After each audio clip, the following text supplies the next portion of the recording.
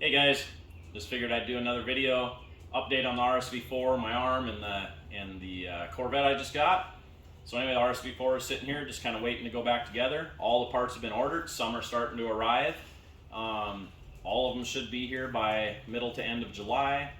It'll only take me like a day to get it back together, but I probably won't be ready to ride till then anyway, seeing as I won't even get the cast off for another 2 weeks, and then it's going to be quite a bit of physical therapy getting my arm ready to rock. So anyway, that's the update on the RSV4. Let's head over to the other shop and talk about the Corvette. Hey guys, so here she is off the trailer in the shop. Tell you a little bit about it. It is a 1973 Corvette. It's basically a unicorn. It's a one-year car. They made it. It's the first year that they had the plastic front bumper on it, which obviously it's missing, and still had the chrome rear bumpers on it. So one-year car. It has the back end of the chrome bumper cars look way nicer than when you get into the newer ones, the 74 through 82 C3s. I think it's personal preference. She needs a little work. I mean, it obviously had a paint job done in the late 80s, early 90s maybe. You can see that the clear coat's all peeled off. They had a lot of issues when the base clear first became the rage in about that time. Even the manufacturers had problems with that, putting that on their cars back in those days. So the headlights here, I was wondering what was going on with this headlight right here, because it's all full of Bondo, and I'm like, man, was it smashed up? What's the deal? Well, I scraped a bunch of the Bondo off, and it's just fine underneath. I think what they did is this headlight's sitting a little below the nose, and instead of actually adjusting the headlight, because it is a pain in the ass to adjust these headlights to sit right, they just filled it full of Bondo to make it level with the rest of the nose. So another issue on these Corvettes is right here. You can see there's stress cracking. That's obviously from when the front bumper bumped something, broke or whatever, but it stress cracked the front. Corvettes are pretty known for that. That'll have to be ground down and repaired. Getting an L88 hood for it, because this hood is actually separating from the reinforcement structure underneath. So I wanted to get an L88 hood anyway, so that's a good reason to get it.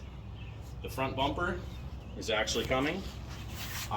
This will go away. This is license plate thing. In Oklahoma, we don't need a front license plate, so I'll be getting the center grill piece to go in there. So that'll look really cool. I also ordered the Indy pace car front spoiler for it. Looks really cool. Now there are some stress cracks in the fender here, and you're like, well, that's kind of a weird spot for stress cracks, you'd think. Come up close, Ash, so you can see it. So right here you can see there's the stress cracks, and you think, well, that's weird. Well, that's because of this right down here. It obviously, they either turned and bumped into something or something hit them. I'll have to repair this. It's fiberglass, so I mean, I'll be able to repair it and build it. The rest of the car is actually just the clear is peeling, but it's pretty decent. There's some stress cracks in the front of the door here. That's from people throwing the door open and the door getting flexed. So we'll have to fix that. I got a brand new set of T-tops for it with it. I don't know why the guy had a brand new set of T-tops for it. These T-tops are in really nice shape, but whatever, I'll take them. They're like $1,000. Let's see here. Back here, she used to have a rack on it, so it's got all these holes. I'll be filling all these holes in because I'm not going to put a rack back on it. It does have, over here, it does have stress cracks right up here from people flipping the gas lid open and letting it flex and whatever. And then there's also stress cracks here in a straight line all the way across and here. So I'm thinking that that's probably a factory seam from the convertible car or something, and it's filled in on the coupe like this. I'm not sure, but it's going to have to be ground down and fixed. Back bumpers are actually really nice shape. They just need re-chromed. So I'll be sending them off to a chromer in Arkansas. That's they'll come back looking better than anything aftermarket I could ever buy, because they are the originals. Got a new license plate frame coming and a new lower balance. You can see on this lower balance it's got the exhaust cutouts. I want the one without them because I'm going to be putting side pipes on it. And then up here you see some stress cracks that are kind of in a weird spot. There's like 3 spots. And Ashley was like, well, what are those from? There's a little bit right here too.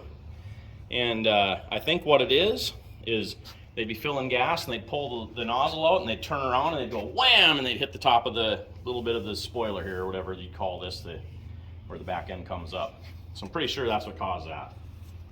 Anyway, I'm gonna probably get a power antenna for it because they look a lot cleaner when the antenna's down and stuff.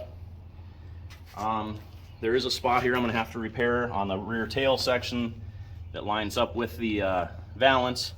So I'll have to make a little chunk right there too that's broke out.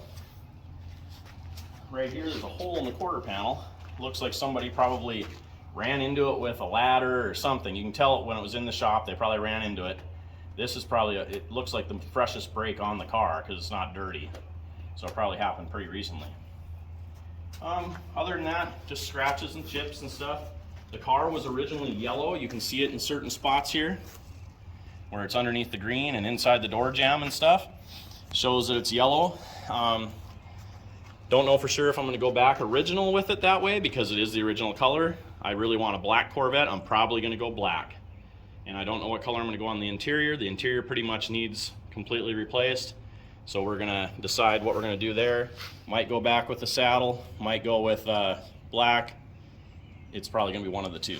So other than that, I mean, she is what she is. She runs and drives really good. It's a strong running car. And like I said, it's all numbers matching original. I'm probably going to pull the engine and tranny out, put them under the bench, save them, pour tranny fluid in the engine to keep it from locking up, and save them so I got the numbers matching engine, and probably throw a 500-600 horse 454 small block in it. So I keep the small block in there so it'll still handle really good. And I'll probably do some suspension mods and stuff.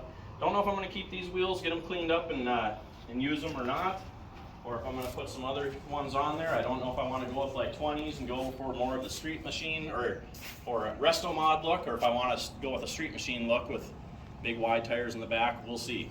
So anyway, that's it. Adopt, don't shop. We'll catch you on the flip side. Be safe out there, guys. Give me a few weeks. I'll be back on a motorcycle. Talk to you later.